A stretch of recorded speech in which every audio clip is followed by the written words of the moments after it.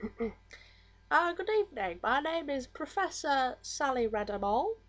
I am an English professor of the English profession. And today I'm going to be directing you on how to write some original prose. I know prose is quite difficult to become inspired to write. I know sometimes people have, difficulties in where to start. So that's where I'm going to come in and help you today by giving you some handy tips and starting points.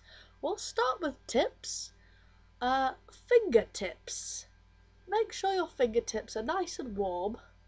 You can rub them together. Perhaps put them in your mouth. Like that. Just so they're nice and warm and moist. And that's one of the things that has helped me to begin writing. Another tip is make sure that your hair is off your face. Obviously, for people who have no hair, this is not an issue, but you may want to consider wearing a hat, a thinking cap. Put on your thinking caps. That was a joke, because a thinking cap is metaphorical, a literary term that I learnt at university. Moving swiftly on, some story starters that you may want to start your stories with.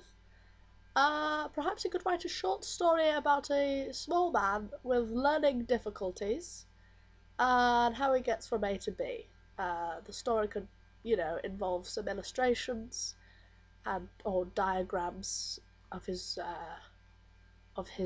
body image, which could involve humour or, it could be very serious.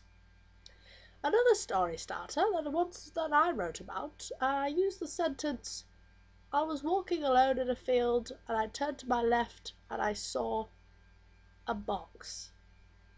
Now that's a very promising start to a story. If I read that, I'd probably want to continue the reading of the story and find out what was in the box.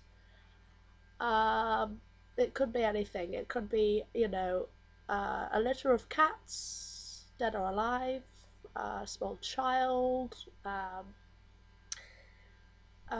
refugee, a stapler, anything really. What else? You could write about yourself. I mean, you could, take all of your clothes off, look at yourself in the mirror, and just write a reactional piece to that. That might be interesting if you could also include a photograph of the naked body, or not.